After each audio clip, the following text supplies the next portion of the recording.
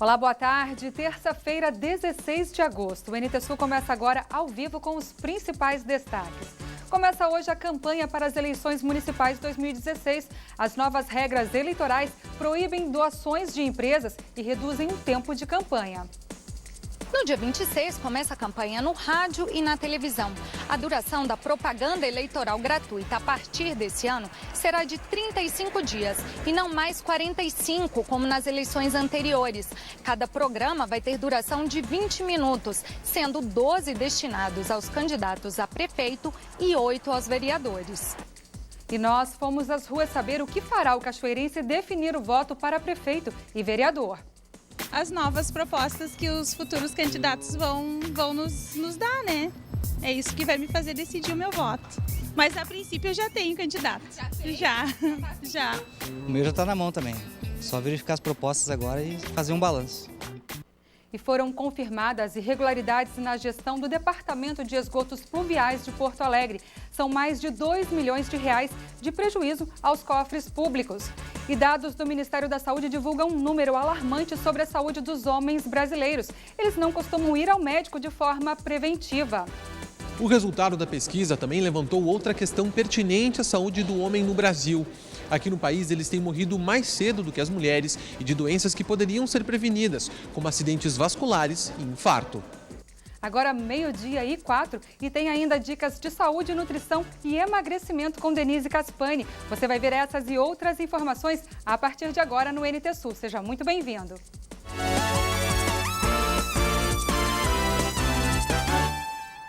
A equipe de arquitetos e representantes da Secretaria da Cultura vistoriaram as obras de recuperação do Monumento dos Açorianos em Porto Alegre. O trabalho deve ser concluído até o dia 5 de setembro. Quase todas as peças da base do monumento foram substituídas e as pichações, que avançavam por vários metros, estão sendo removidas. Mesmo feito de aço de 1 centímetro de espessura, o monumento poderia desabar por causa da corrosão causada pela urina de pessoas e animais. Agora inicia a última parte da obra, da reabertura em setembro. A gente vai agora cobrir todas essas partes que estão abertas e que foram usadas para a recuperação. Por cima vai uma pavimentação de paralelepípedo intertravado, ou seja, esse que é um para cima e um para baixo, que são coisas que dificultam um pouco a passagem, não é? E fazem com que o visitante fique a uma distância. Esse é um monumento para ser visto no seu conjunto, não é? Ele é muito bonito no seu conjunto. Já do outro lado da Avenida Perimetral, seguem as obras para a restauração da Ponte de Pedra. Em cerca de 3 semanas, deve ser finalizada a escolha da empresa que vai fazer a reurbanização da praça. A carne bovina está mais barata. Quem garante é o Sindicato das Indústrias de Carnes e Derivados. Mas o consumidor ainda não notou a diferença de valores nos açougues da capital. De 12% a 20% mais baratos. Essa é a queda anunciada para todos os cortes pelo Sindicato das Indústrias de Carnes e Derivados do Rio Grande do Sul. Os motivos são a grande oferta e a redução de quase 25% no consumo do produto no Brasil. Havia uma grande oferta de boi gordo nesta época. A indústria começou a pagar mais barato pela grande oferta e resolveu, para aumentar o consumo, que esse repasse seria feito para o supermercado. No entanto, entre os consumidores, a impressão não é de preços mais baixos. Eu acho que a carne é uma das coisas que mais está cara na nossa alimentação, né? Olha, pelo que estou vendo aqui, não mudou quase nada o preço da carne. No mercado público e supermercados, os valores se equivalem. O quilo da costela está custando R$ 17,90. O do vazio, R$ 24,90. E a carne moída de primeira sai por R$ 21,90 ao quilo. O gerente deste estabelecimento no mercado público diz que não tem comprado mais barato do fornecedor e que o esforço é para manter o preço para o cliente. A nossa margem hoje, devido à crise, a gente teve que fazer um trabalho de reduzir a nossa margem para ter um giro, para melhorar a compra do consumidor, né? E não está sendo fácil, porque assim, está tudo muito caro e as pessoas também estão se segurando, né? Mas o Sindicato das Indústrias garante que a redução foi repassada, o que pode ser comprovado por meio de notas fiscais. Ele não deve estar recebendo carne de alguns associados nossos, né? Nós temos 73% do abate oficial aqui do estado. Para quem não sentiu o desconto no bolso, o jeito é pesquisar. Ainda mais para Maria Inês, coordenadora de uma creche, que precisa comprar carne para o almoço de 360 crianças. Está muito salgado. O que pesa na balança ali na hora do pagamento é a carne. A carne e o feijão está concorrendo o preço. E por falar em crise, no quadro Negócios de hoje, Leopoldo Brandt fala de diversas opções de mídia barata para você divulgar o seu empreendimento sem comprometer tanto o seu capital.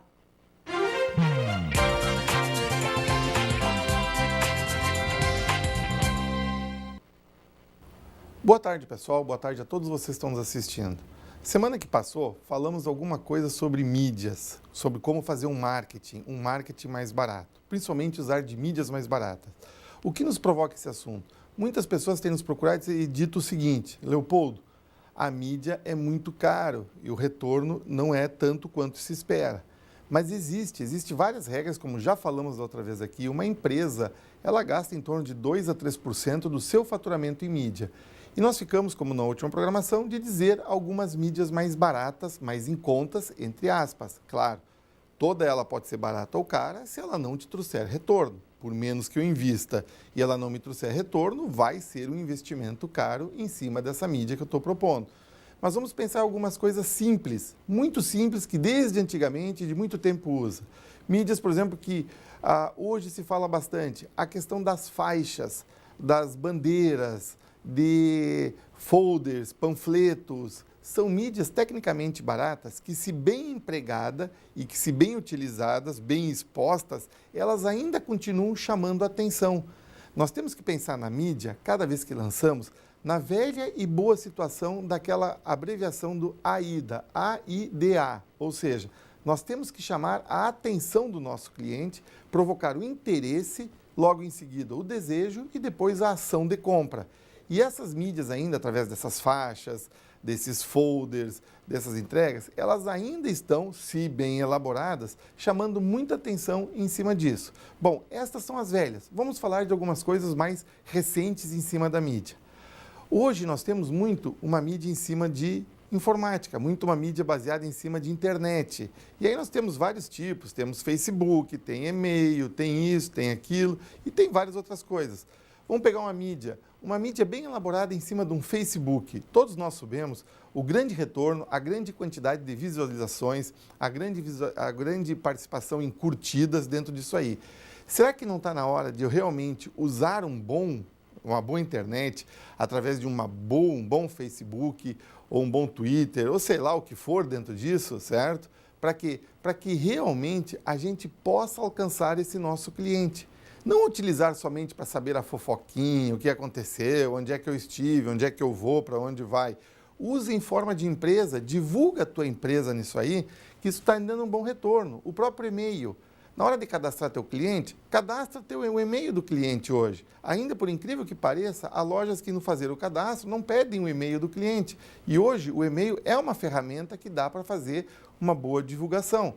E outra velha e boa ferramenta que sempre tem, e vou citar aqui um exemplo, é a questão do telefone e do conhecimento dos teus clientes. E isso, vou citar uma coisa que aconteceu comigo, coisa simples, mas que aconteceu. Há pouco tempo atrás, um amigo meu, de uma ótica aqui em Cachoeira do Sul, da qual faço os meus óculos, quando eu vejo, toco o telefone. E ele me tocando o telefone e dizendo o seguinte: Leopoldo, eu estava olhando aqui e vi que já fazem 2 anos que tu não mudou teus óculos. Tu não acha que está na hora de fazer um novo exame, ir a um oftalmo, procurar e verificar se tu não precisa fazer novamente uma troca de óculos? Casualmente, ironicamente, na brincadeira, ele deve estar escutando, deve estar sabendo o que eu falo, eu estou com uma boa promoções em armações e lentes aqui. O que acontece? Qual foi o custo que ele teve nisso? Com certeza, quando ele falou aquilo, por incrível que pareça, se foi psicológico ou não foi psicológico, me parece que eu passei a não enxergar mais tão bem com os meus óculos que há tanto tempo eu uso. mas me chamou a atenção para um problema que eu posso fazer. E com certeza vou ir ao oftalmo e com certeza vou procurar ele para fazer essa armação e essa lente. Meu amigo, está garantida a tua venda. Mas pense bem, um telefonema, qual foi o custo que teve isso? Qual foi o custo dele? De realmente parar e analisar o seu cadastro de clientes e verificar alguma coisa que os seus clientes fazem tempo que não faz. É muito comum hoje acontecer, e o pessoal se queixar que uma mídia é cara, mas acontecer de que tu deixa de comprar em algum lugar e tu passa 2, 3 anos sem ir naquele lugar e o empresário nem sequer te manda nada, não te avisa, não faz nada e não te incentiva. Nesse meio tempo, essa pessoa, esse cliente, pode estar e vai estar sofrendo influências de outras. Então pense bem, existem mídias e existem maneiras muito baratas de fazer. Um alerta a todos. Cuidado com os velhos e os bons, vendidos ainda hoje, paredões, aqueles muros tapados de publicidade, parecendo uma época de campanha eleitoral, com um monte de santinho grudado. Não sei e gostaria de saber se isso ainda realmente atinge um cliente. Então, evite essa questão desses muros, desses paredões que hoje são oferecidos em muitos meios, que de repente não te trazem resultado nenhum e acabam, por mais barato que sejam, te surgir mais caro. Pense bem em relação a esse tipo de mídia. A mídia, o marketing hoje é fundamental para que se aumente as vendas. Todos nós sabemos que há pouco tempo, com pouca investimento, com pouca força de trabalho, se atingia suas metas. Hoje, nós temos que trabalhar mais do que trabalhamos para conseguir atingir as suas metas. Ou seja, se antigamente com 80% de força do trabalho eu atingia minhas metas, hoje eu tenho que usar de 100% a 110% para poder atingir as metas dentro de uma empresa. E isso vai fazer o quê? Vai suprir a necessidade e surgir a necessidade de novos meios e meios mais econômicos, mais baratos de fazer mídia. Por hoje era isso. Até a semana que vem. Uma boa tarde a todos.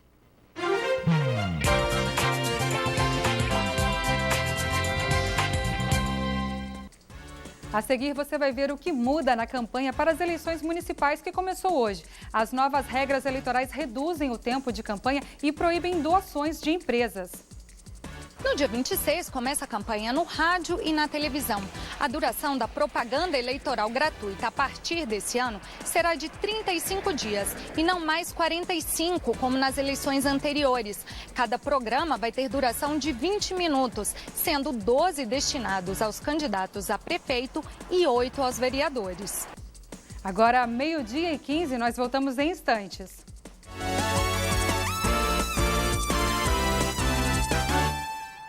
Os 5 médicos cubanos que atendem em 4 diferentes unidades estratégicas aqui de Cachoeira do Sul paralisaram o atendimento ontem. O motivo? Falta de pagamento do Vale Alimentação por parte da Prefeitura.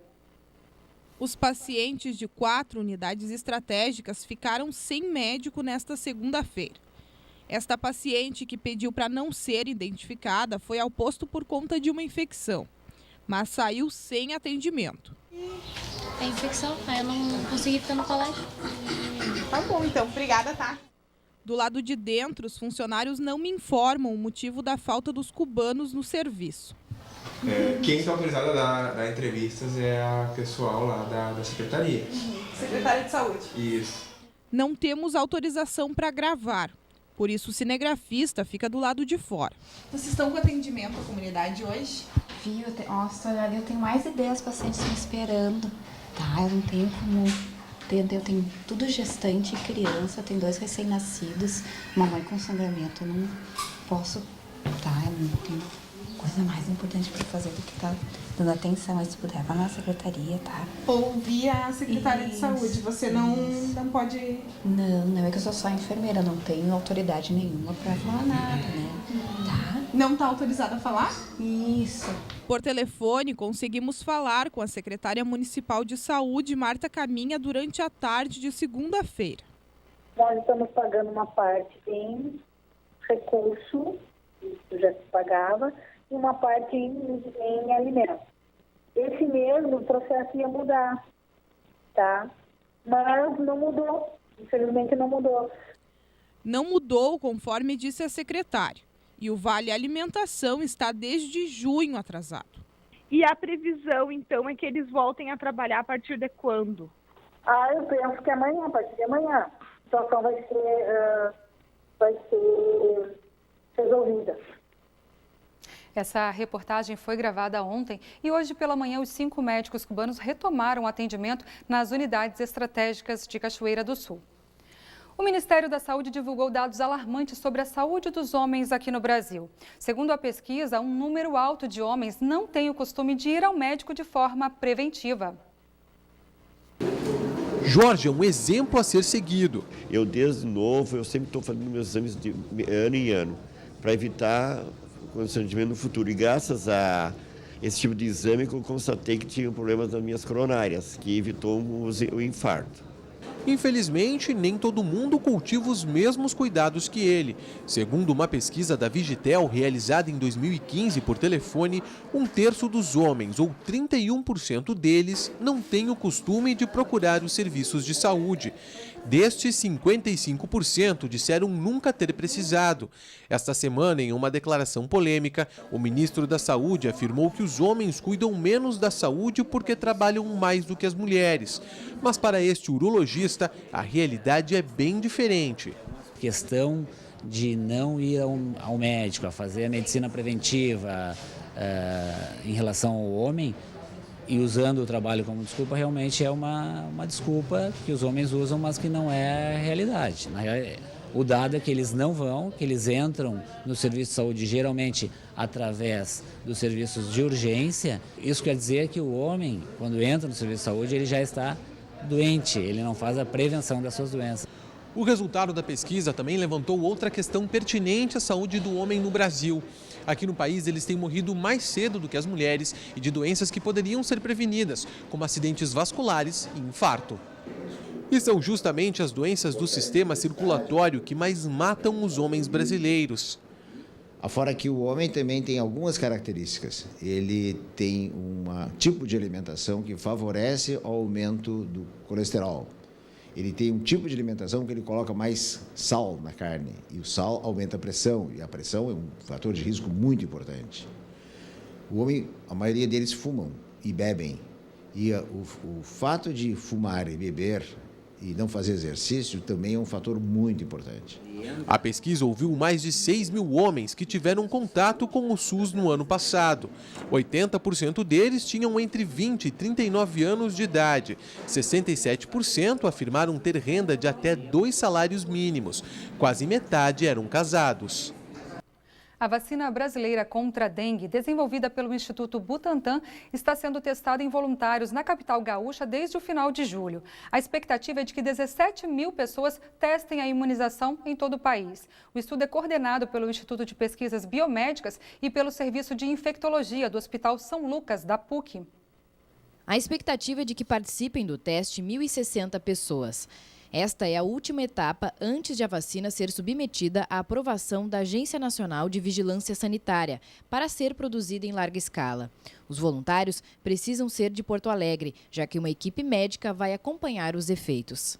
Vai ser um acompanhamento de 5 anos, então esse monitoramento é importante para ver se as pessoas vão ter dengue futuramente e se elas vão estar protegidas, pelo menos com uma formação de anticorpos contra os 4 tipos do vírus da dengue nesse período de 5 anos. Já existe no mercado uma vacina para dengue produzida por um laboratório europeu. A aplicação é dividida em 3 doses e ela é disponibilizada para pessoas entre 9 e 45 anos. Na capital, o produto é vendido a um preço médio de R$ 300. Conforme a aprovação nos testes, a imunização do Butantan tem perspectiva positiva, pela alta taxa de proteção e menor custo. Os estudos preliminares mostraram uma segurança muito grande em relação às pessoas que receberam a vacina, com baixos efeitos colaterais. Para se candidatar ao teste, é necessário realizar agendamento pelo telefone 51 3320 3000, ramal 2031. Os interessados devem morar em Porto Alegre, ser saudáveis e ter entre 18 e 59 anos.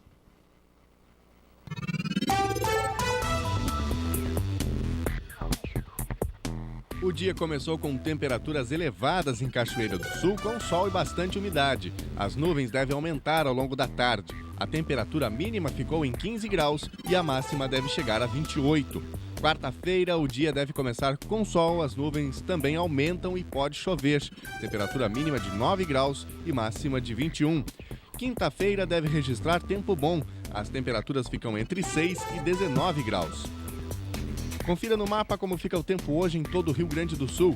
Previsão de chuva para a metade norte, extremo sul e campanha. No decorrer do dia, uma massa de ar seco ingressa e pode ter sol ao longo da tarde, mas ao fim do dia a instabilidade deve predominar. Vamos ver as temperaturas. Na capital Porto Alegre, a máxima prevista é de 25 graus. Em Uruguaiana, na fronteira oeste, 29. Em Passo Fundo, no norte do estado, e em Santa Maria, na região central, 25 graus. Para o litoral norte, Tramandaí e Torres, 21 graus. E em Pelotas e Rio Grande, no sul do estado, 22 graus.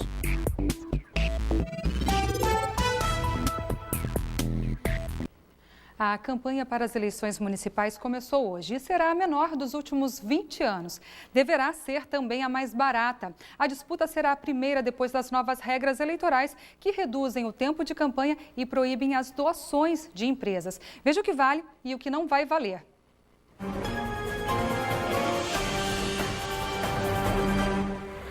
A principal mudança este ano é que, a partir de agora, candidatos aos cargos de prefeito e vereador não podem mais receber doações de empresas. Doações agora só de pessoas físicas ou do fundo partidário, que dá assistência aos partidos, além de recursos próprios. Além disso, os limites de gastos com campanhas estão mais rígidos. Resultado, as campanhas vão ficar mais baratas. Em São Paulo, cidade que teve o maior gasto nas últimas eleições municipais, os candidatos à prefeitura poderão gastar no máximo 34 milhões de reais. Isso representa metade do que foi gasto na campanha para prefeito de 2012. Existe um teto hoje, um gasto máximo para candidatos a prefeito e vereadores de acordo com os gastos da eleição anterior. Nós temos uma campanha que vai ser totalmente nova do ponto de vista de como fazer uma campanha. A campanha também ficou mais curta. A duração caiu de 90 para 45 dias. O período de propaganda começa nesta terça-feira, quando os candidatos estão autorizados a usar alto-falantes, distribuir material gráfico como cartazes e santinhos e fazer passeatas, carreatas e comícios. Já os showmícios, aqueles com participação de artistas, está proibido. Está liberada também a propaganda na internet, desde que não tenha anúncios pagos. No dia 26, começa a campanha no rádio e na televisão. A duração da propaganda eleitoral gratuita a partir desse ano será de 35 dias e não mais 45, como nas eleições anteriores. Cada programa vai ter duração de 20 minutos, sendo 12 destinados aos candidatos a prefeito e 8 aos vereadores. Segundo o Tribunal Superior Eleitoral, são mais de 5 mil candidatos na disputa pelas prefeituras e mais de 140 mil na concorrência pelas câmaras municipais em todo o país. As novas regras procuram equilibrar a disputa entre candidatos a prefeito e vereadores nas eleições municipais deste ano. Mas, afinal, o que fará o eleitor a decidir por um candidato ou por outro? Nós fomos às ruas saber a opinião dos cachoeirenses. Veja só. O que você acha? O que você acha? O que você acha? Eu acho que, de repente, o que eles estiverem colocando como metas, o que eles vão fazer pela cidade. Ainda não sei, minha filha. Tá tão difícil. Não sei, tem que pensar muito. Não decidi, moça. E o que vai fazer a senhora decidir? Não vou fazer nada, vou votar em branco. A princípio, caráter, idoneidade, só a partidária. As novas propostas que os futuros candidatos vão nos dar, né? É isso que vai me fazer decidir o meu voto. Mas a princípio eu já tenho candidato. Já. O meu já está na mão também. Só verificar as propostas agora e fazer um balanço. O que você acha? Eu não voto, tô no exército. Não tem como votar. Não vai votar? Menos promessas. Eu nem sei por enquanto. Olha, o histórico dos candidatos vai decidir muito. O bom cidadão, né? Aquele que não tem muito problema com justiça, esse vai levar meu voto. Não dá para ser no escuro, né, o voto. Vou ter que observar bem o que eles vão propor, né? O que os candidatos têm a propor. O que você acha? Poxa vida, não sei, eu acho que o caráter do candidato. Vou levar em conta, com certeza. Olha, eu acho que eu vi um pouquinho mais as propostas deles e tentar decidir o melhor para nós, né? Olha, tá meio difícil, né? A responsabilidade com o povo em geral, né? Com o pessoal de Cachoeira. A responsabilidade por fazer diferente, valorizar uma pessoa que esteja lá para realmente fazer o que o pessoal precisa e não o que o bolso dele deseja. Isso que vai fazer diferença para mim na hora de votar. O que você acha? Que tá bem difícil. Eu acho que depende da proposta, né, dos candidatos.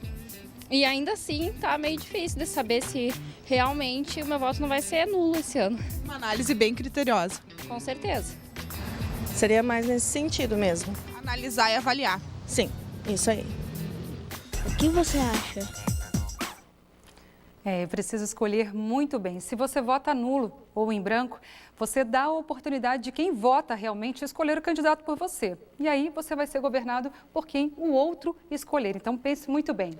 Vamos para o contexto federal agora. Júlia Mafuz comenta as incertezas que nós, brasileiros, vivemos com a política nacional.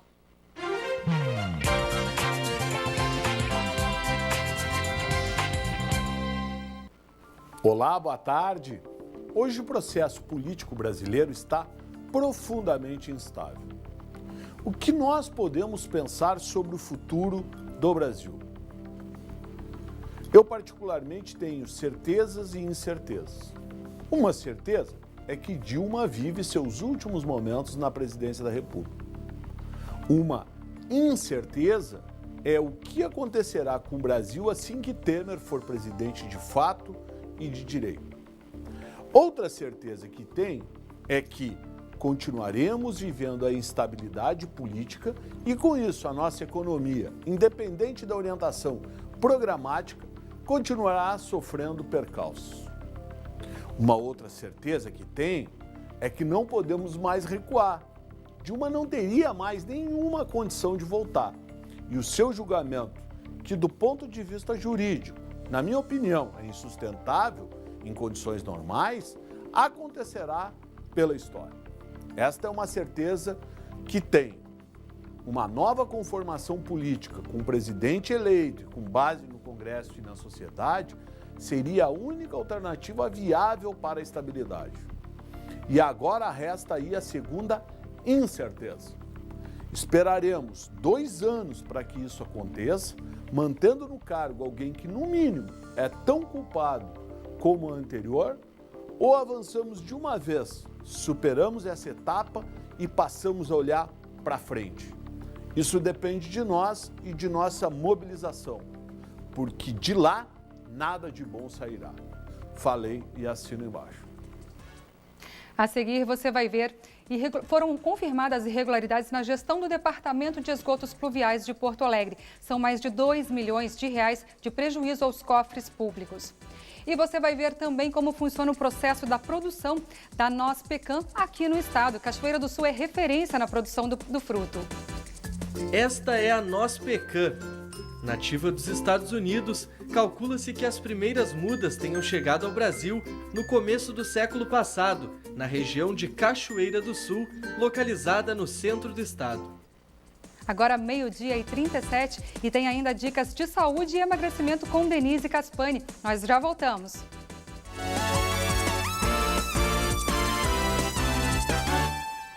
Estamos de volta, agora 12h42, e foram confirmadas ontem irregularidades na gestão do DEP, o Departamento de Esgotos Pluviais de Porto Alegre. Após 30 dias de investigação, uma sindicância identificou problemas em pelo menos 4 contratos. O prejuízo aos cofres públicos ultrapassa os 2 milhões de reais.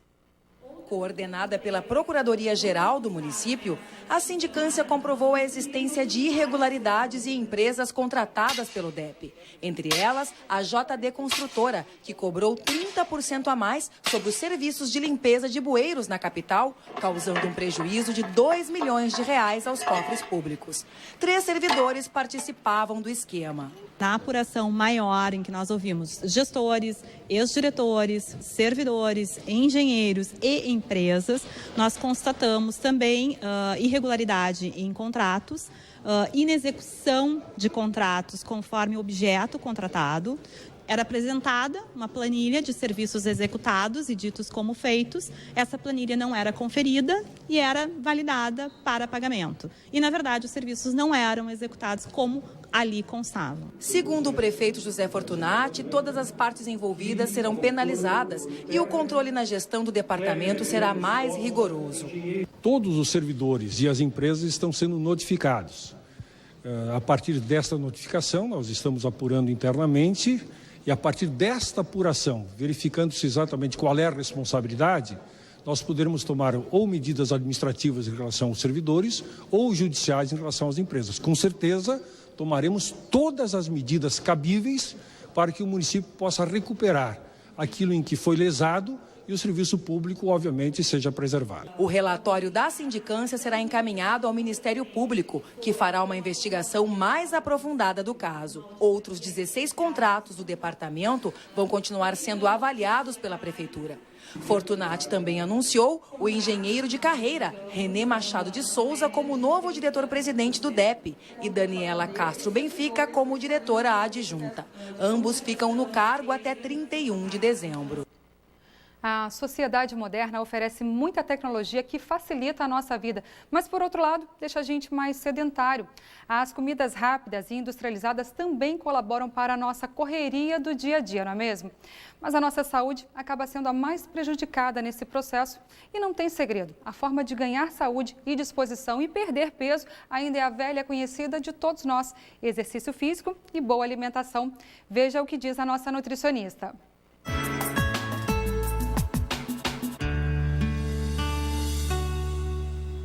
Olá, tudo bem? Você já percebeu que tem gente que passa a vida toda em dieta ou de dieta? Ah, eu não posso comer isso, eu não posso comer aquilo porque eu estou de dieta, né? E vamos parar para pensar um pouquinho sobre isso.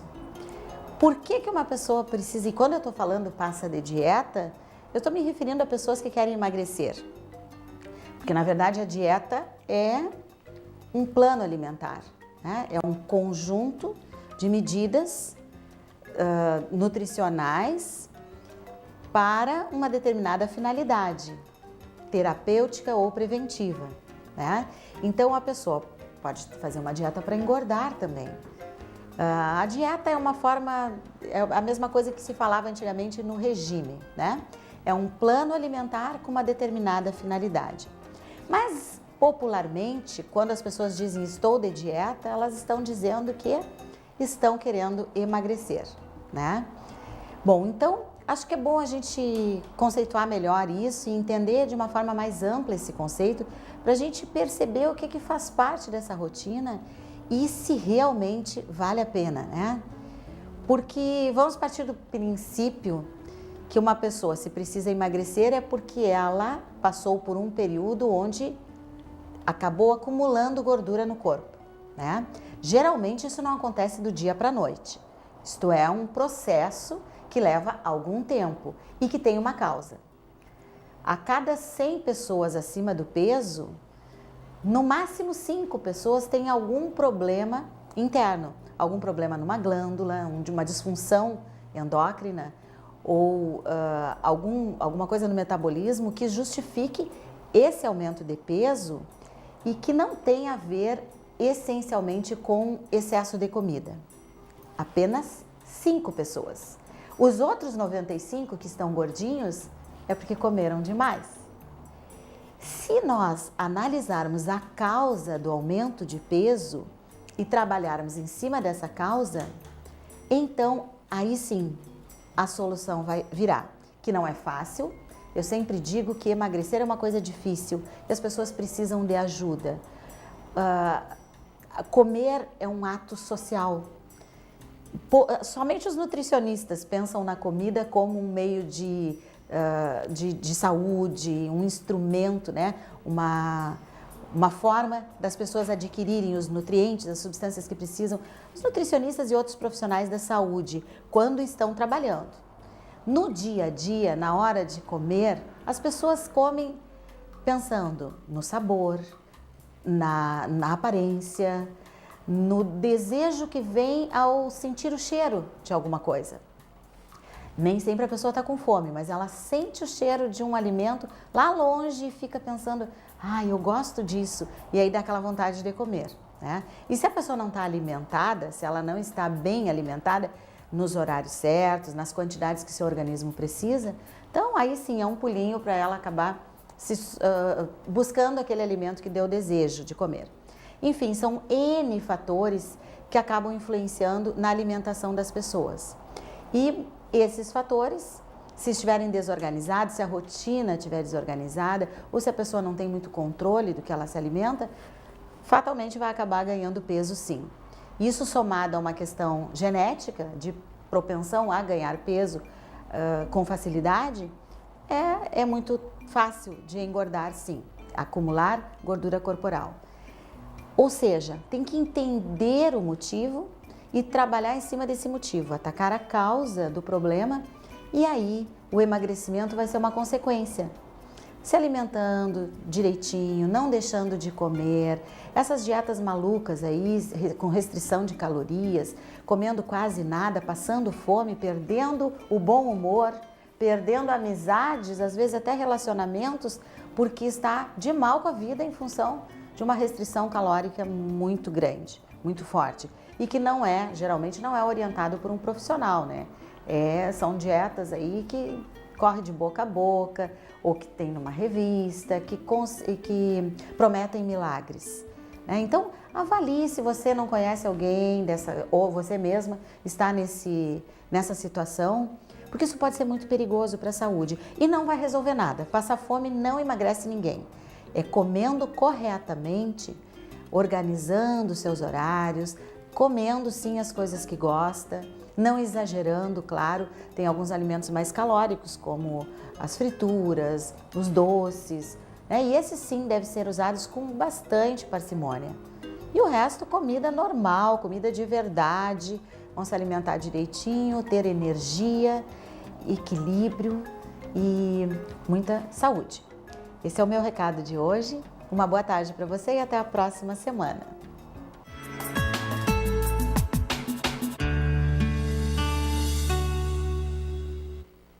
Você vai ver agora uma reportagem especial que mostra como funciona o processo de produção da noz pecan aqui no Rio Grande do Sul.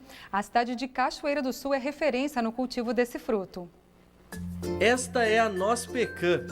Nativa dos Estados Unidos, calcula-se que as primeiras mudas tenham chegado ao Brasil no começo do século passado, na região de Cachoeira do Sul, localizada no centro do estado. Existem muitas cultivares, e é por isso que as nozes podem ser ovaladas ou arredondadas. Sua parente mais próxima é a noz comum, aquela com a casca mais enrugada. A pecan é diferente, possui uma casca mais fina e ao apertar uma contra a outra, ela vai se quebrando. No Rio Grande do Sul, a safra da noz pecan dura aproximadamente 3 meses. Começa em abril e termina em junho. Durante esse período, só neste pomar, a produtividade foi de quase 14 toneladas. Isso em pouco mais de 140 hectares, com 25 mil árvores.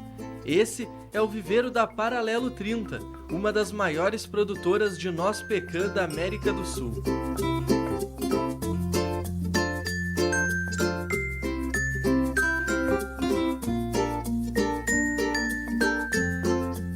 Mas segundo um dos sócios da empresa, a produção de nozes não é a única fonte de renda. Fora da safra, o pomar também é aproveitado para a criação de animais, já que a pastagem que envolve as árvores possui qualidade para outros fins. Nós consorciamos a pecan com a olivicultura.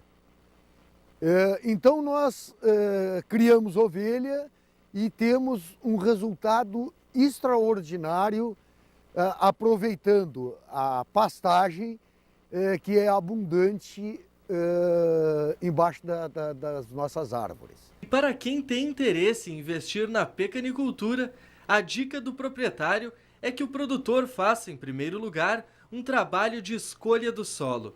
O indicado é que seja arenoso, com profundidade de no mínimo 60 centímetros e longe de áreas alagadas. O maior desejo de um investidor é ter o seu retorno o mais rápido possível. E para que isto ocorra, nós temos que implantar esse pomar em um solo com o pH adequado, que seria um pH em torno de 6, até uma profundidade mínima de 60 centímetros e com as condições de NPK adequadas. Também é de fundamental importância na pecanicultura o microelemento zinco. É importante, então, que já no preparo do solo se veja quais são os índices de zinco e, se necessário, se faça esta correção. Feito isso, o produtor ainda deve escolher as variedades mais adequadas de forma que se tenha uma perfeita polinização no futuro pomar. E foi o que fez Lucas Hanson, este pequeno agricultor do município de Turuçu, em uma tentativa de diversificar a propriedade, iniciou a plantação há 2 anos. Mas antes de começar, estudou muito, visitou propriedades consolidadas como as de Cachoeira do Sul e, a partir daí, resolveu investir na cultura. E a gente viu que, poxa, tem potencial, tem como plantar aqui, né? Existem maneiras deles trabalhar lá que são iguais às nossas, né? Claro que eles lá muito avançados, né? Eles são hoje uma referência. E assim a gente fez, a gente visitou uma vez, buscou a informação necessária para fazer o plantio e o que me levou a plantar foi assim, a vontade de mudar, a vontade de ter uma qualidade de vida, plantar árvores, devolver um pouco de verde para o meio ambiente, né? Não só degradar o solo, né, como se faz hoje plantando, né, o que a gente planta. Aqui na propriedade do Lucas Hanson foram plantadas aproximadamente 1.020 árvores e a expectativa do produtor é de colher o fruto daqui a 2 anos. Lucas cumpriu todas as etapas do processo, desde a escolha de um solo adequado até boas técnicas de manejo, como estas armadilhas que evitam a passagem das formigas para a copa das árvores. O objetivo é ter um bom rendimento quando o fruto começar a ser produzido. A expectativa é que, né, que a gente fez assim, que a partir do 5º ano ela possa já produzir em torno de 3 a 5 quilos por planta. A Embrapa também desenvolve um trabalho de pesquisa com a nogueira pecan e busca soluções para os principais problemas que existem nessa cultura, uma vez que o cultivo ainda é novo aqui no estado. De maneira geral, o produtor vai ter que se preocupar realmente com o controle da formiga nesse estágio inicial, com a manutenção das plantas competidoras com plantas espontâneas e ainda fazendo a sua adubação. Mas no mais ele não tem muito envolvimento, né? A nogueira pecan tem essa grande característica de não ter uma necessidade de mão de obra, a exemplo de outras culturas. Mas se lá no início Lucas teve dificuldades para iniciar sua produção, hoje as pesquisas estão cada vez mais avançadas para favorecer os produtores iniciantes e dessa forma fortalecer a produção local.